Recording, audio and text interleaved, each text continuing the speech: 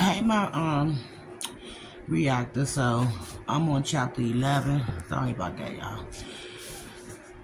Against nature. We were sitting at the counter of a coffee shop on Union Square, waiting on my California wrap, and Cass was talking about what happened to email when you died. It used to be old letters in the trunk that gave voice to the dead as survivors picked through past correspondence. Now it was the mountain of data left behind, and it wasn't as easy as opening a trunk to find it. If you were without the password of the dead, Google and other guardians of the gates require a long legal process of discovery. I need to get into his Gmail, said Cass. His iCloud too. There might be some draft or transcripts saved to his desktop, but Victor was diligent about sending his work to himself. He said it was the best way not to lose anything. You never asked to see some of what he was working on? She gave me a look. No, Doc, I didn't. Secrets, I remember, were her lifeblood. The Cass I remember the man's souls lay bare, be it kinky desires or daily communications. I couldn't imagine her alone in that house and not indulging her curiosity. I also couldn't conceive of any man hiding things from her, not when she set those dark eyes upon him and asked for anything. The waitress brought my food, grapefruit juice, and more coffee. She refilled Cass' water glass, asked again if there was anything she could get her. Cass ignored her. She was a tall redhead with translucent, lightly freckled skin and high, sharp hips that jutted over a pair of low-cut jeans. And a spaz of pale bone and belly was offered at the midriff. A small chest without a bra pressed beneath a white t-shirt. Her green eyes sparkled with an innocence that wouldn't last long. Coffee shops was a long way from the lowercase version of your classic greasy spoon. Situated on the western border of Union Square, it was the more Brazilian bistro, staffed by aspiring models and actresses forever on auditions. The decor was Art Deco, dominated by a curving bar through the center where assorted cute young things linger in every eye line. It was open 17 hours a day and full for most of them.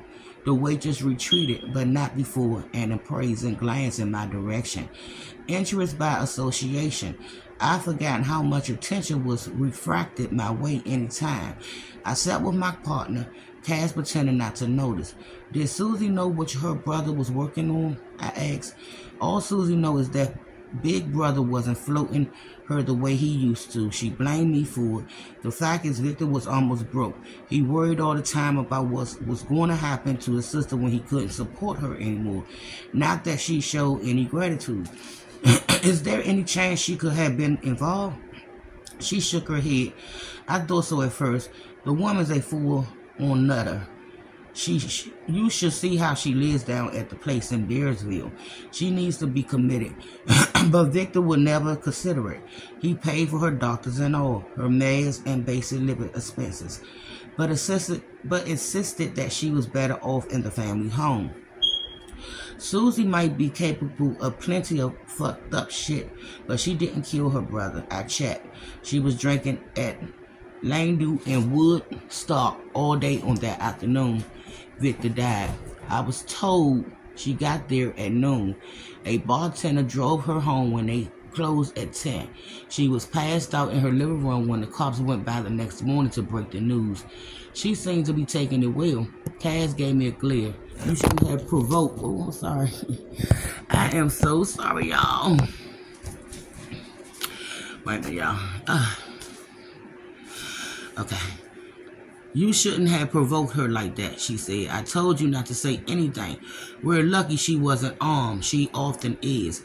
I shrugged, dug into the avocado, egg, and cheese. I didn't like the way she was speaking to you. Yeah, well, you could have gotten us both shot. Wouldn't be the first time. Next time will probably be the last time, she said. I hate that tough guy routine. Apologies. Now back to the emails. I said, how do you suppose we open them? You can have any. Do you have any idea what his password could be? Any chance he might have written them down somewhere? Doubtful, she said. Victor prided himself on his memory. I can't see him writing down passwords. That wouldn't defeat the purpose. I could make some education guesses, but we don't want the account disabled after too many wrong tries. That will just make things more difficult when we ask for help. What do you suggest we ask? Any old hacker friends? Like I was saying, every company has its own procedure for recovering the data of the dead. Google, Microsoft, Yahoo, Apple, they all have slightly different policies. Victor used Gmail and iCloud for everything, so I looked into those too. Apple policy is just one paragraph, claiming that all content on a person's iCloud account is terminated and deleted upon death. Pretty harsh if you think about it. All those endless family photos that so many folks have stored there. They have a support section that says it can help. So maybe there's not wiping everything out the second they see a death certificate. But going through Apple seems like a long shot. But Google seems easier. For an authorized representative, yes, she said. Cass reached over and helped herself to my grapefruit. She drained half of it and set it down without apology. They have a two-part process where representative of the deceased can submit a bunch of info and then wait for a case review to see if you can proceed to step 2, where I guess they take a closer look into the person requesting the emails and determine whether or not to release everything. The whole process can take a few months. You're willing to wait a few months for that? I asked. And how are you an authorized representative unless you were married without mentioning it? We weren't, and no, I'm not. We need Susie to help us, which is unlikely, but we may not have to go through the front door. Cass' dark eyes lit. She helped herself to the rest of my juice. The corners of her mouth turned up as she drank, settling it down. She licked her top lips and said, I think I know someone who can help us. Cut it. No. I got some old clients of yours. What? I can't cut it. Cut it. No. I'm about to tell you something and show you something. Cut it. I can't edit it. Old clients of yours, I asked. Old colleagues, she said, at the chamber. Girl named Natalie Shaw went by Mistress Nikita. She was really really talented. Dome ain't natural. She whipped her way through NYU, majoring in computer science. I was sort of her mentor at the dungeon. We used to section together sometimes when slaves wanted to at once. Anyway, when we graduated, she got a job at Google and moved out west. She worked in their security department. Nat was always obsessed with cybersecurity and privacy. She will always say we had no clue how vulnerable we were, how easy it was to find anyone's so-called private data. We hadn't stayed in touch, but I think she might be willing to help. Okay. What would you tell her, I asked? You think this girl will risk her career at Google just to help a former fellow Democrat? I will tell her the truth, Duck, she said, and yes, I do. You don't understand the bond that can form in a dungeon. And what would that truth be? She paused. Her nostrils flared as she inhaled and exhaled. That I was in love, she said. The truth is that I was in love with someone and he died. And I don't think it was an accident or a suicide. And now I want to find out what happened to him.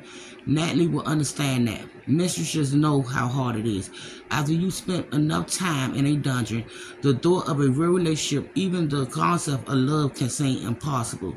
I glumped at my coffee to wash away the sting of her statement. Cass in love, now heartbroken. She whistled for her loyal bird dog to help her investigate. I sat down my cup and stared at the second half of my rap. I wanted a drink and another after that.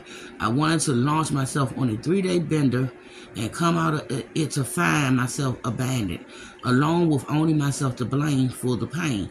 Cass excused herself and slid from her seat As she walked to the ladies' room in the back, I watched the eyes of other diners follow her. I slipped my phone from my pocket and regarded the backlog of messages awaiting my attention. I ignored the voicemails. I'm unable to understand why anyone leaves them anymore. Listening to them has become a tedious task. I looked at my text. The number 13 was lit in the red bubble at the upper right of the green icon. A handful were from past clients, curious about my reappearance in the post. There was some badgering from Roy Perry, looking for a comment. One from Detective Leah Miller, telling me to take care of myself, and to my surprise, one from Julia. Are you okay? Saw the news. I wrote her back at once. Can I come and see you? I saw the eclipse appear in her reply box. I saw Cass returning and tried to shield the screen. She sat back down and glanced at my phone just as Julie's reply came through. I don't know if that's a good idea. That's your lady friend? She asked. I didn't look up. Type, please, I really like to see you and Stevie. Been a crazy few days. Then after hitting send, I added, I'm sorry. I set the phone face down next to my plate and motioned to the redhead for a check. I felt Cass watching me.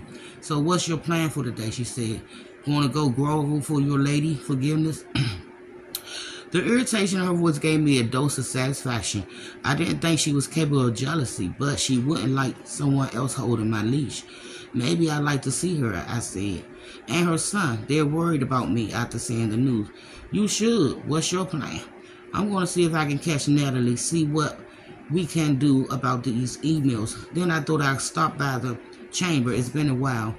I felt like I should say hello to Rebecca.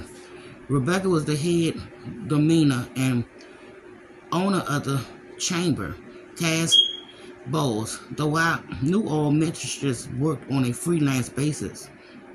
Given a cut to the house for use of the various dungeons rooms, I also knew Cass had been the most popular mistress Rebecca had ever had. She would be welcomed back with open, leather-clad arms. Maybe you can book a few sections while you're at it. I said, maybe I will. Easy money. There's nothing easy about it, she said, but I know a few gentlemen who might be glad to see me. I'm sure the line is long. Cass shook her head, stood, and left me with the check as the redhead cleared my plate. She offered a sympathetic smile and asked if I liked anything else. Do you have any serenity? I asked. Is that a drink? I wish, I said. How about the wisdom to know the difference? But she didn't get it. I watched her smile fade. Never mind. Could I have a mojito? The redhead nodded and retreated while I watched Cass walk out the door without looking back. I looked at my phone to find a reply from Julia. Okay, come on over around 2. We should talk before Stevie gets home from school. I said I'd see her then. I salutated at the thought of my coming cocktail, considering the odds of staying sober until then. If only for Stevie's sake, I told myself this would be my only beverage at the day, at least until nightfall. But my hands would be idle for another few hours, and the devil was already dancing in my head. And I will be back with chapter 12. Bye, Mariatas.